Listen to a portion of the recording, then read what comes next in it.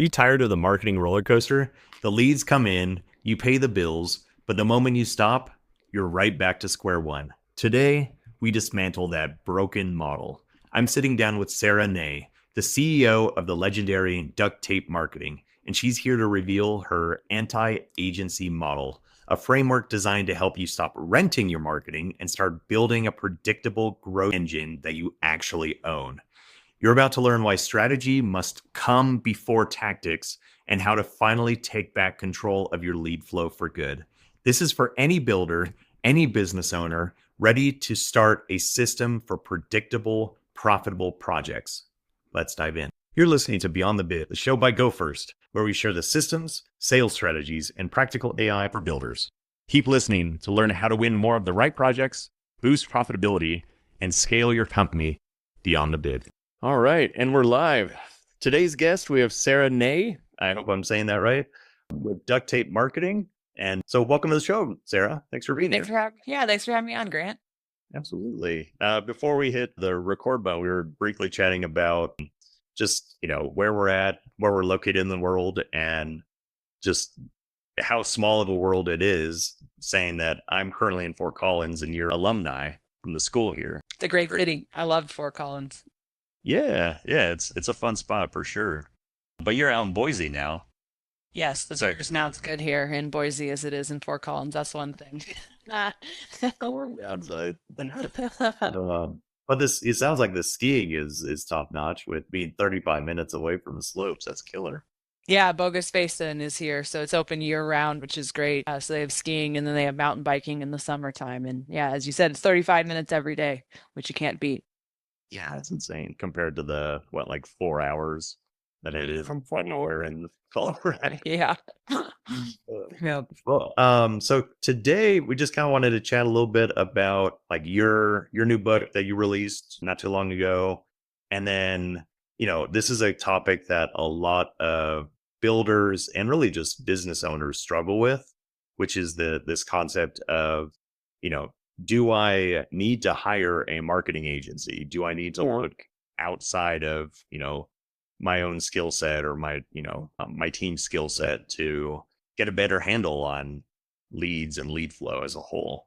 So I'm really excited for today's conversation. I think it will definitely hit a lot of talking points for a lot of people listening. Yeah, it's a challenge, as you said, in remodeling for builders, but any industry really for small businesses. And I think part of it is there's just so many options and it's hard for people to determine what's the best route. So is it hiring internally? Is it up leveling current team members? Is it using an agency or a contractor or a fractional CMO or a consultant? So there's just so many options that I think it's really overwhelming to decide which path makes the most sense for you. Absolutely.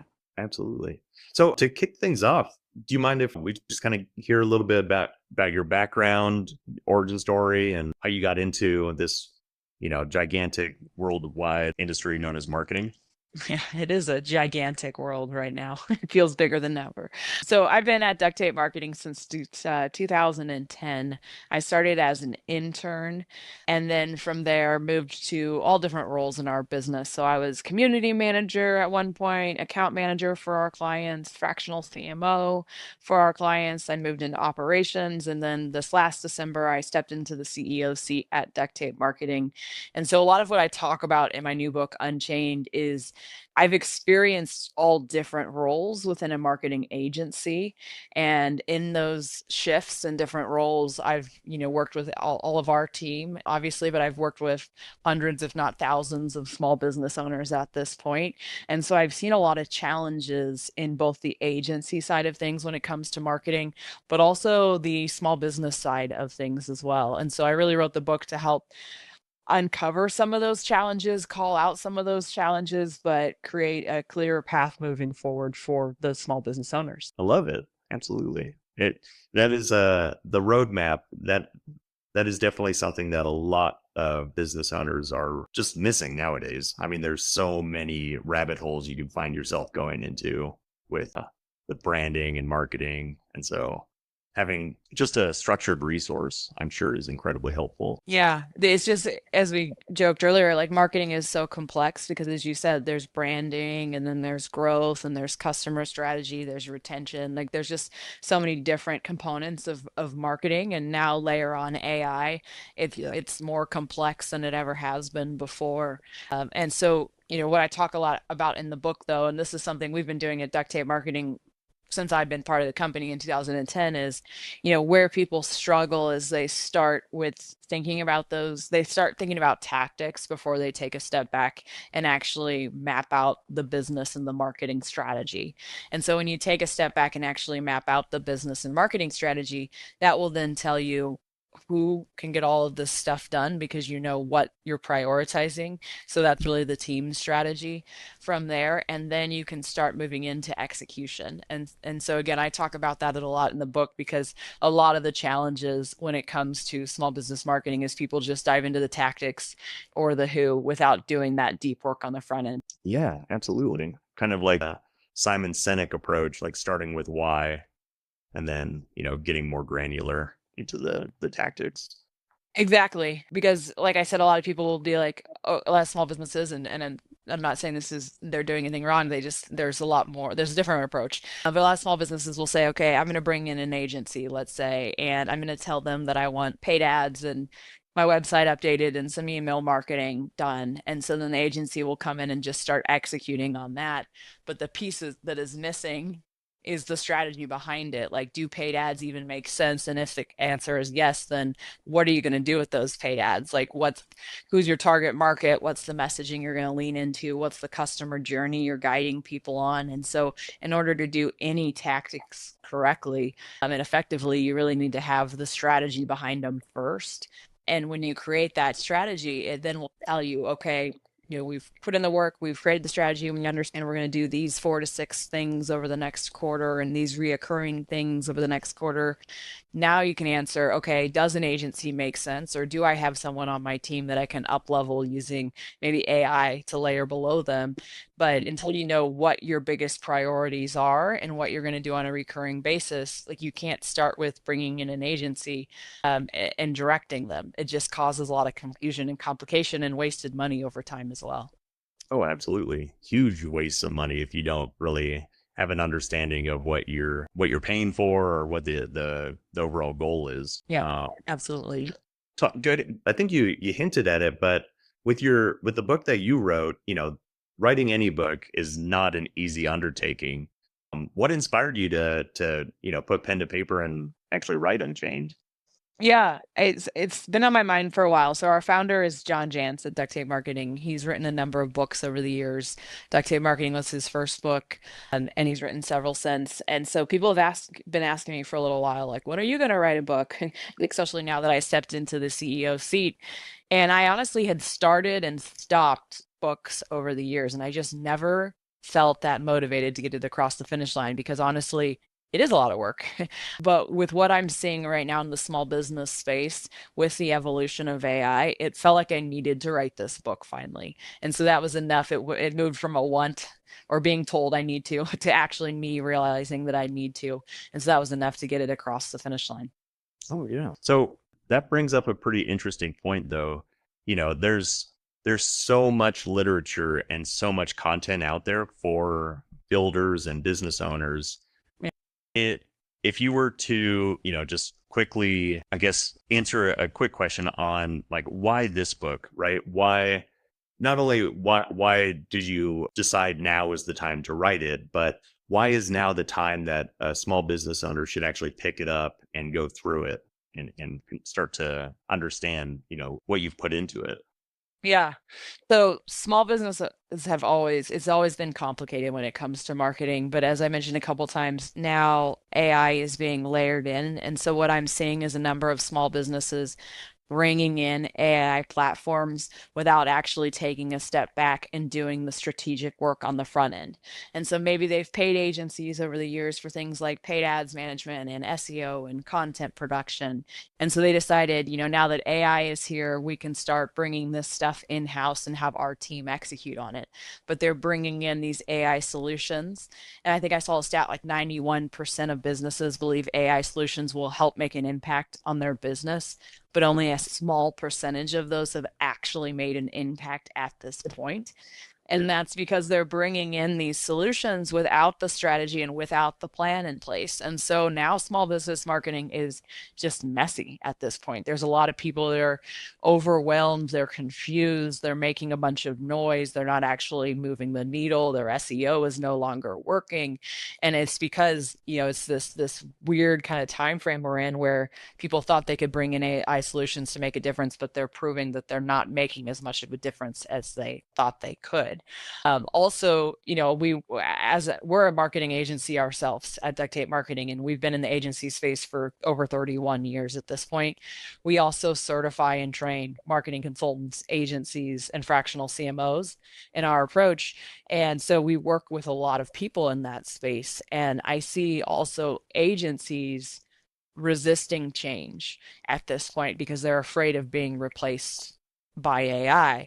And so my call to agencies is we need to take a step back. We need to be more strategic. We need to act as a fractional CMO. We need to lead marketing initiatives and not just offer execution, or we will be replaced over time. And so how can agencies shift to provide more value to me?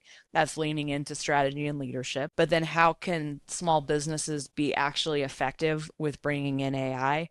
That's bringing in a marketing leader to help create the marketing strategy, to then oversee all of the marketing execution, to then determine what AI solutions make sense to bring in.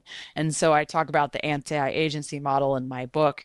Obviously, I'm not saying agencies are bad because, or maybe that's not as obvious as it should be, but we are an agency. We've supported so many agencies over the years, but it's really the call to the way we're currently functioning with businesses for a lot of agencies when they're just coming in and outsourcing and they're taking over the execution. Like that model is breaking, and it's breaking faster because of AI.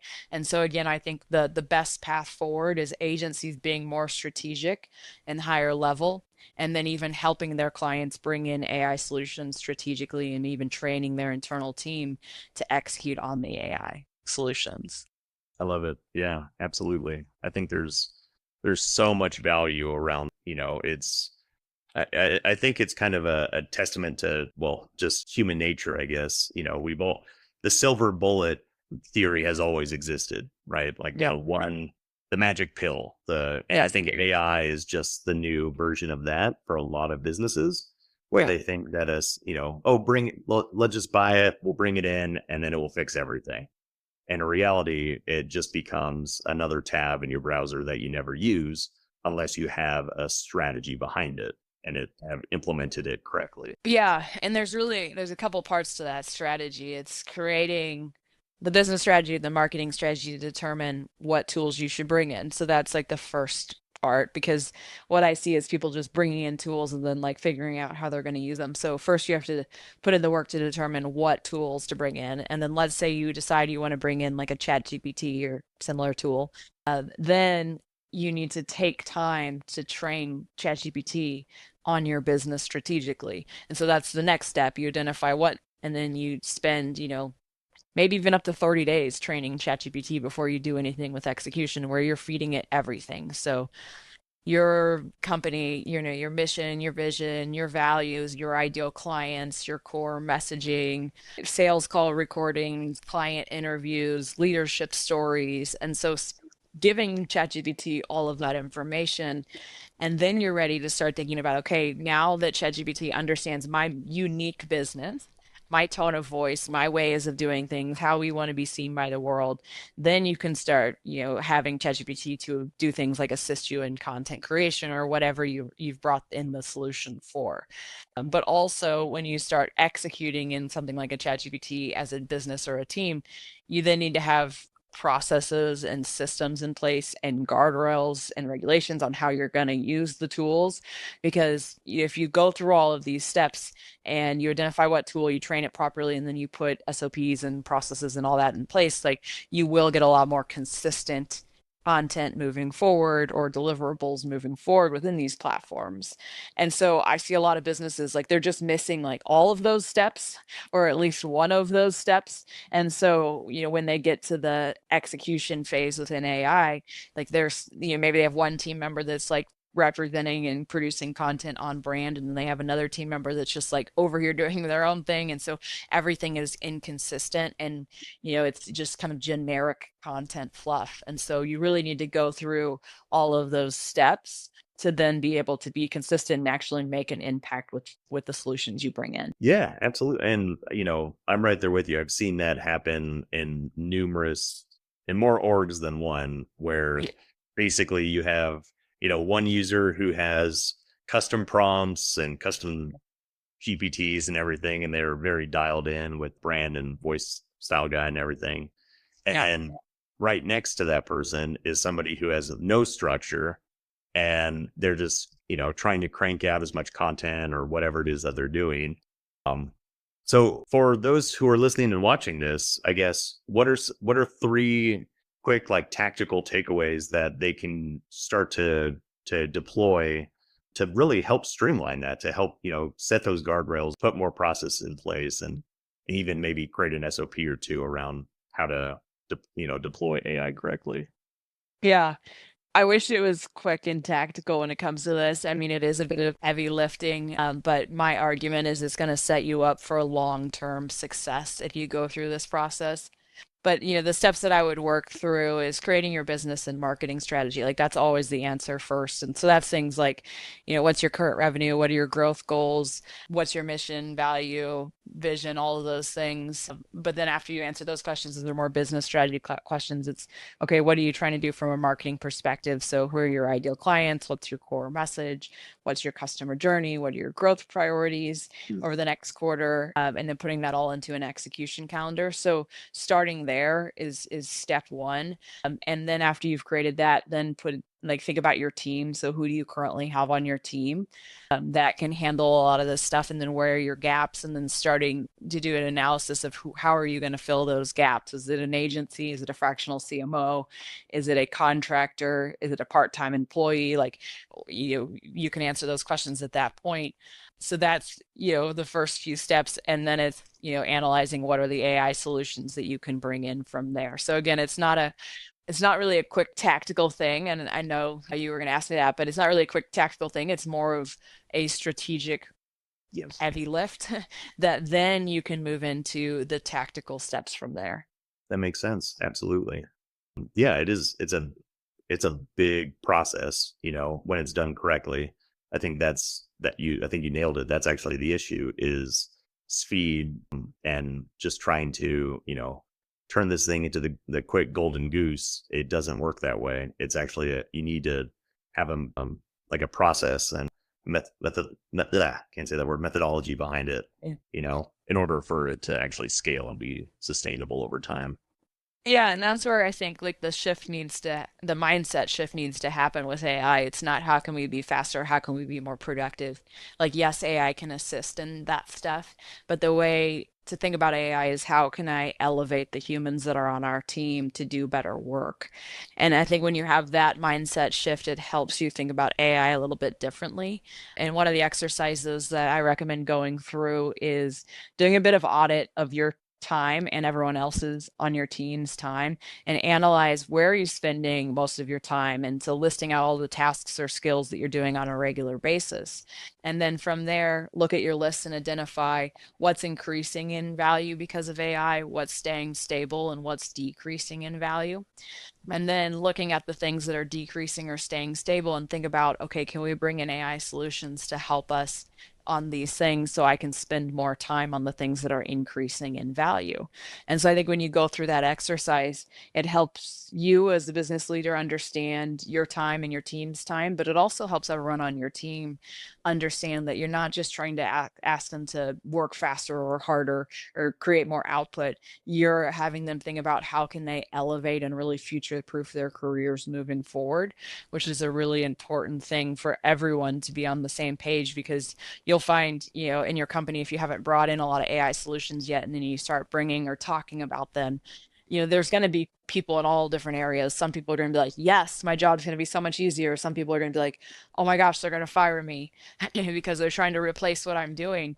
And so it's really important as well just to have these conversations with your team and talk about how, we're helping you do better, more impactful work and not just be brought into the weeds, because AI can do things like analyze data better than any human can do at this point. And so, what can you really pull on AI's strengths for to help you focus on more human specific tasks? Absolutely. Yeah, I love that. Like putting, what's that term? Keeping the human in the loop, right? In terms of making sure that you're actually executing on that high value tasks and projects. I think that's huge. And yeah, unfortunately, that's an issue I know a lot of people that I've spoken with over the years struggle with, who operated their own company. It's how do you step back from doing, $15 an hour task and actually focus more on the, you know, $289 an hour task, if you will. Yeah, and it's a shift for a lot of people too, because that's talked a lot about at the leadership business owner level, but having your team also think that way is equally important. And I feel like that's a little bit more overlooked. But now with AI, like for example, in marketing, we write a lot of content for our clients. We always have. That's always been a piece of marketing. But before AI, we would have a content writer that would sit down and do research and create an outline and write all the content from scratch and then edit all the content. And let's say just like for a blog post, just to make it easy, for example. And so that person was doing all of the work. Now with AI, like they're essentially managing a process. So they have the writing and the human experience, but now we're able to bring in AI to help them with the research and the outline and the first draft, and then they're editing and getting things across the finish line. And so they've really moved from executor in the weed work to now and essentially being a manager, even though they're managing AI systems and tools. Yeah. And so we're asking, people that were doing all of the work now to overseeing work being done. And so it's been interesting because it's a complete shift in perspective. I've had people come to me and on our team and say, I feel like I'm not working anymore. And it's really that your work is just shifting and changing. So what you've always known is now evolving at this point. Oh yeah, absolutely. And it's evolving quick too, you know, Yes. if you let it. Getting back to the topic of like the anti-agency model though, you brought up a pretty interesting point around, ROI and justifying, bringing things internal. Can you kind of shed a little bit more light on, how do you justify that? How do you quantify the ROI of scaling your team? Yeah. So the last piece when you're creating a marketing strategy should always end on, okay, what are we going to do over the next few months? And then the next question should always be, how are we going to track all of these efforts? And then what are we going to determine are successful or not based on what we're prioritizing? And so that's where a lot of small businesses miss is, like, let's say they're working with an agency, for example. I hear a lot of these stories over the years where the agency is, they're paying the agency a flat rate. Let's say they're paying them $5,000 a month. And then the agency is doing some SEO work, maybe some paid management and some content production. And now the agency sends the company a report every single month that shows like they're getting more traffic to their website, and then a bunch of other numbers that they don't understand. And so the small business just keeps paying the agency because they feel like they're maybe getting some results, but their revenue's not actually growing, and they keep paying because they know that they need to be marketing and they think this is the right solution. And so I hear stories like that all the time. And you know as a when you're doing any marketing initiatives, regardless of if you're doing things internally or you're outsourcing to an agency, like you don't want just top line metrics identified, like traffic to the website. Yes, might be interesting, but what you really care about or should care about are people actually calling you? Are they booking consultations? Are they then converting into clients? Is your revenue then growing? And so you need to be able to track the full story and not those vanity metrics that a lot of people track, unfortunately. And so again, identifying what you're going to be doing and then identifying what are you going to track specifically to determine if you should be doing those things moving forward or not is an important step in the process. And so what I typically recommend is setting your marketing initiatives for 3 months at a time, where then you're reviewing your metrics on a daily, in some cases, weekly basis or monthly basis. And then when you're about a month and a half in for those first 3 months, you're then planning out the next 3 months based on what the metrics are telling you. And so marketing should always be driven by what are you tracking? Are things successful? Does it make sense to keep doing them, or should you shift your focus somewhere else? And so when people don't have a handle on their metrics, again, whether they're out like they're internally executing or they're relying on outsourced solutions, then they're essentially just playing the guessing game and they have no idea if they're getting an ROI or not. Yeah, absolutely. I think you hit on something very interesting too, which is just how many people and how many businesses are fed just this endless flow of BS known as a vanity metric in terms of, impressions or eyes on, or, it's like, okay, that's nice, but it's not actually doing much for your business. It's not getting you more calls. It's, you don't even know if it's the right ICP or the right ideal client profiles that are actually looking at your stuff, let alone giving you a call or getting connected with you. Yeah, absolutely. And that's why when we work with our clients, we are more strategic when we work with clients. So we come in as a fractional chief marketing officer. And so we create the strategy and plan. And then when we go into execution, we're essentially working alongside the CEO and reporting back on marketing metrics and how we're making an impact. And so that's one of our key roles.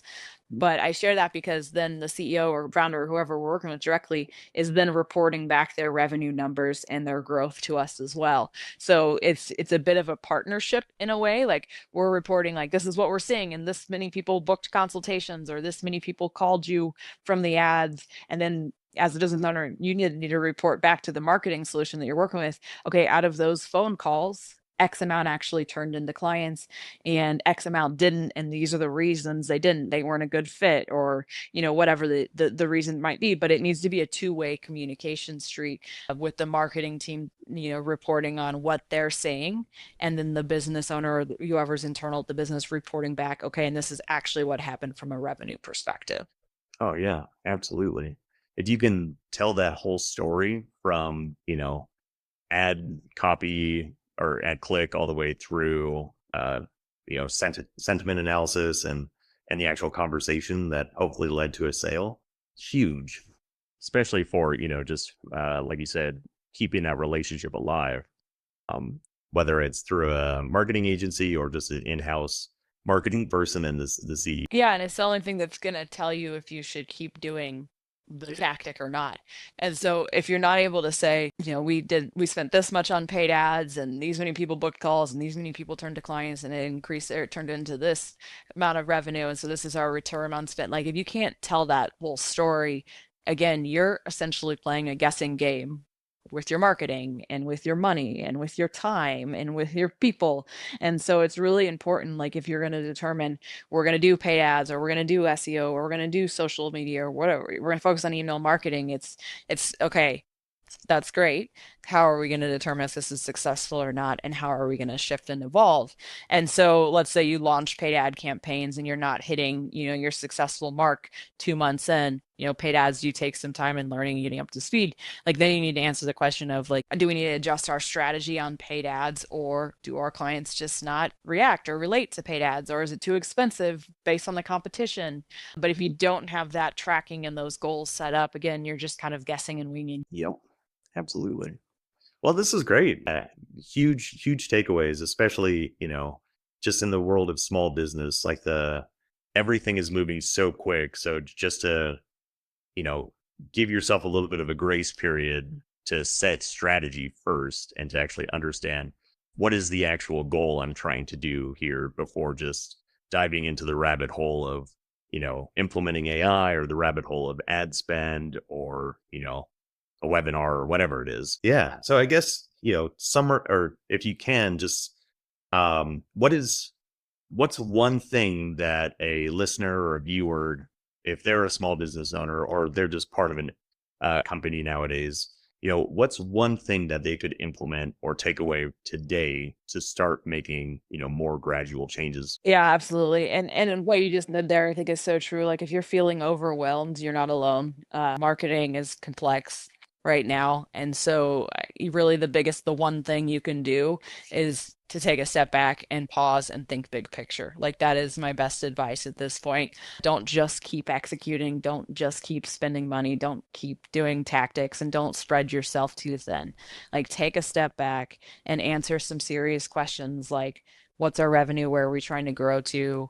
Who's our target market? What message resonates with them? What does our customer journey look like? And what should we prioritize? Like, if you're going to do nothing else, sit down and answer those questions, because that should then guide what you do moving forward effectively. Oh, absolutely. And those who haven't picked up a copy, is the list of those questions by chance in your book? Yep, I go into all of this in a lot more detail in the book. And so the book also comes with 48 resources as well, which are worksheets that encourage you to work through a lot of the concepts in the book. And so it's really not meant to be something that you read once and it sits on your shelf. And it's meant to be something that you read, consume, work through the worksheets as you're going through it, and actually take action. Cool. Yeah, that's awesome. That it's it's an actual applicable book. It's those are rare nowadays. Yeah, yeah, yeah. I've read a lot of books and they sit on my bookshelf. And so this one, I wrote to try to help people actually make some moves. I think that's huge. Absolutely. So for those who haven't picked it up yet, how can readers or listeners find the book and get connected with you if they want to learn more? Of course, so unchainedmodel.com is the book website. That's where you can grab the 48 resources as well. And then it's sold on Amazon in different formats, so Kindle, print, and audio. Amazing. Well, I'll definitely grab my copy. But thanks so much for coming on, Sarah. I love chatting with you and hearing your story, and definitely some strong takeaways for me, and I'm sure everybody listening as well. Yeah, thanks for having me on, Grant, and go Rams. Absolutely. Go Rams. But enjoy the rest of your day, and thanks again. You too. Bye. All right. That's a wrap. My only goal with these videos is to give you actionable systems that you can use to build a more profitable business. If you found this valuable, please share it with another who needs to hear it. That's all I ask.